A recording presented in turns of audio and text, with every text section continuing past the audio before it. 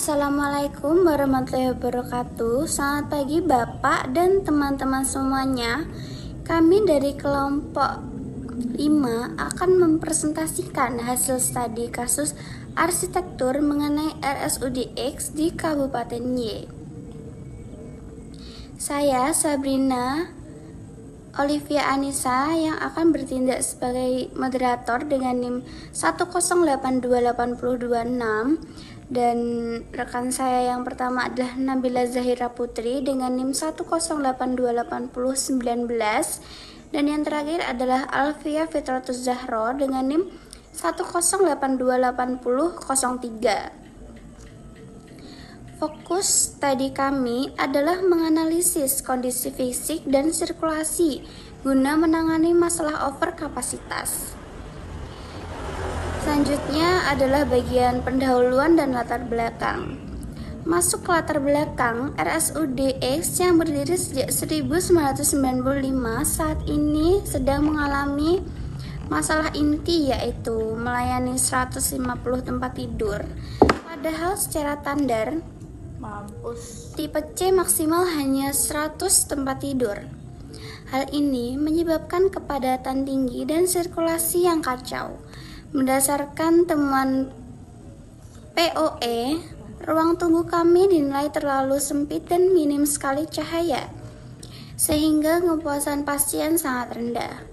Namun, ada peluang besar berupa lahan kosong seluas 0,5 hektar di area belakang yang masih belum dimanfaatkan. Lalu, tujuan studi. Tujuan utama studi ini adalah mengidentifikasi titik kritis zoning, menilai kepatuhan terhadap standar tipe C, serta memberikan rekomendasi arsitektural yang berfokus pada kenyamanan dan keselamatan sebagai panduan manajemen untuk 2 tahun mendatang.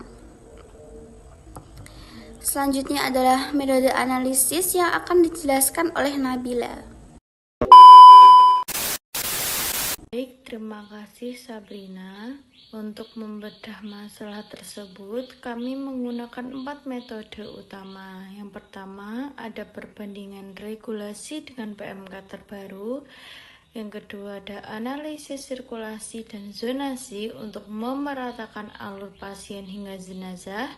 Yang ketiga, ada evaluasi POEM melalui survei kepuasan, dan terakhir ada analisis lahan menggunakan pendekatan evidence based design. Selanjutnya, secara existing kami menemukan 3 masalah fatal. Yang pertama, kapasitas berlebih. Yang seharusnya ada 100 tempat tidur sekarang menjadi 150 tempat tidur. Kedua, sirkulasi vertikal yang sangat berisiko karena lantai 2 tidak memiliki backlift untuk evakuasi. Ketiga, akses ambulans yang bercampur dengan pintu utama sehingga menghambat waktu kritis atau golden hour pasien.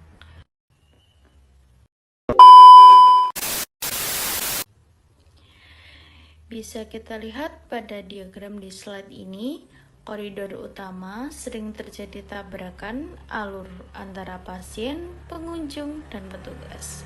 Bahkan logistik dan jenazah masih melewati rute publik yang meningkatkan resiko kontaminasi dan trauma psikologi bagi pengunjung. Solusi yang kami tawarkan adalah penerapan dual track system. Baik, untuk penjelasan berikutnya akan dijelaskan oleh Alfia.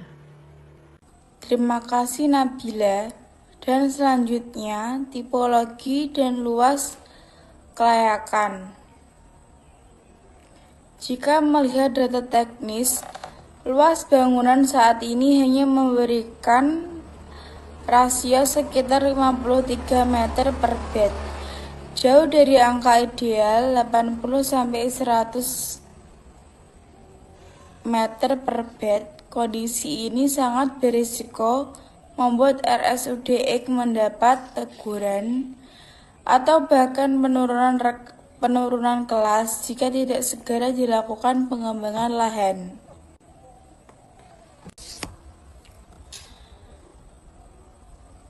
Dan selanjutnya, rekomendasi desain atau skematik. Berdasarkan masalah tadi, kami mengusulkan desain skematik baru. Kami merekomendasikan pembangunan gedung administrasi dan rawat inap atau IPU di lahan 0,5 hektar yang baru. Dengan memindahkan administrasi ke sana, ruang tunggu di gedung lama bisa diperluas. Kami juga menambahkan koridor tertutup khusus logistik dan jenazah, serta healing garden sebagai area terapi psikologis di antara kedua gedung. Ada rencana strategis manajemen atau 2 tahun. Rencana ini kami bagi menjadi 2 tahap.